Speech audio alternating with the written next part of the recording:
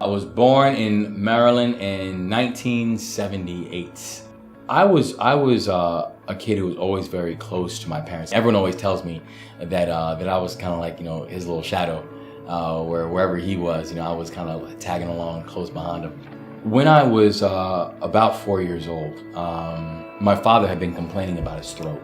Eventually they kind of told him, they said, listen, I think you just probably need some rest because we can't figure out what was going on. He went back home and he went to go take a nap as they told him to. He woke up and couldn't breathe. He started coming down the stairs and I remember hearing him, and so I went to the stairs to go see him, and then I just remember him collapsing down the stairs.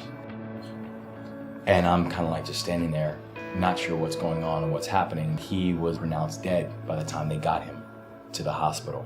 And it's just tough that, that one of the only memories that I have of him was that moment of watching his face, watching him fall. And I know it's just something that just kind of sits with me, and always will.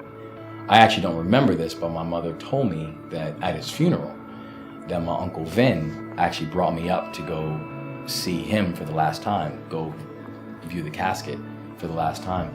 And I actually asked my dad, if he was coming with us, because I guess I must have assumed that he was sleeping or didn't know what was going on, but I just saw him laying there in the casket, so I was wondering if he was actually gonna get up and come with us. I felt cheated, that I felt like somehow I was wronged because I lost him in a way, and I saw other people who were doing things with their parents and doing things with their father, and then here I was and I didn't have the chance to do that. I think it's changed the dynamic of the relationship that I had with my mom, because she struggled a lot after he died because it was just so unexpected and she wasn't sure exactly how to deal with it. And I think she did her best, but it's difficult. My family tried to move on as quickly as they could, which meant that we didn't talk about it a whole lot. That was an amazingly confusing thing for me. I wanted to know more. I wanted to understand more. But I felt like I almost, that we didn't have the space to do that in that way, which left a lot of room for interpretation, and I think left a lot of anger for me. I was on academic and disciplinary probation by the time before I even hit double digits. I first felt handcuffs on my wrists when I was 11 years old. And so when I was 13 years old, my mother came up to me and she was like, I'm not gonna do this anymore. I'm gonna send you to military school. And I looked at her and I said, Mommy, I can see you're upset and I'm gonna work harder. And she's like, no, you're going next week. It gave me a chance to be just surrounded by so many different male role models that gave me a sense of belonging in a way that I think was really helpful and really useful. It gave me a chance to recreate myself differently and recreate myself in a way that actually started making more sense for me and my future as well. Wes's mother, widowed when he was very young, decided to send him to a military academy in Pennsylvania at the age of 13.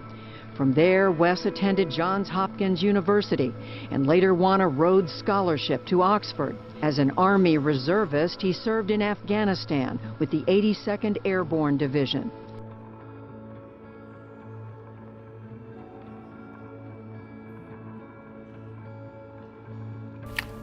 You've served in Iraq and Afghanistan. You've been in the State Department. You've written, this is your second book. You're so accomplished at such a young age that it angers me. I think that some of the things that I always want our children to understand, and in many ways it's actually when I think about kind of the things that I remember about my father, is he was very calm. He was very peaceful in the way he talked to us. I miss my father daily. But I feel like I miss him not in a way that he's not present, because I feel like he is present. But I feel like I miss him in a way that I don't have to have a serious conversation with him all the time. Sometimes it's just like a, hey, what's up? Kind of conversation. That's when I miss him. I feel like for the big things, he's always there. It's the small things that I miss him at. The things where there's no agenda, there's no big decision to make, there's no big celebration to have, there's no, big failure to report on. Because I feel like then I'm always very intentionally reaching out to him. It's the times when I don't feel like I have to intentionally reach out to him that I think I miss that most. You're gonna go through your own process. You're going to mourn the way you need to mourn.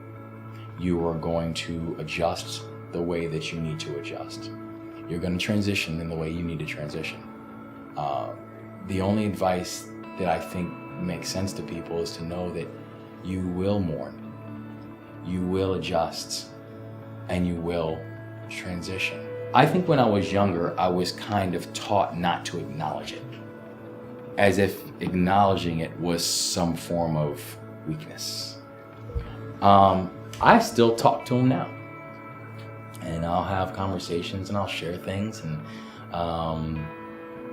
because I still feel very much like, I feel like he's still very present in me, and I still feel like in many ways he's still guiding me.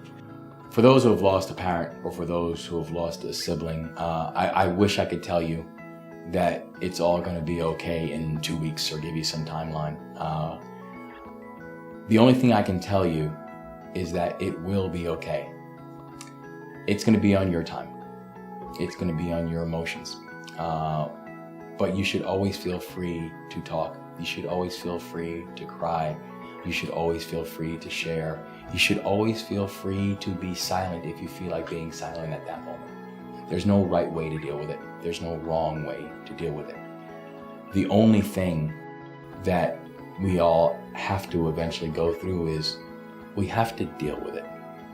We have to understand that this is our reality for whatever reason that reality is there, but know that it's going to get better.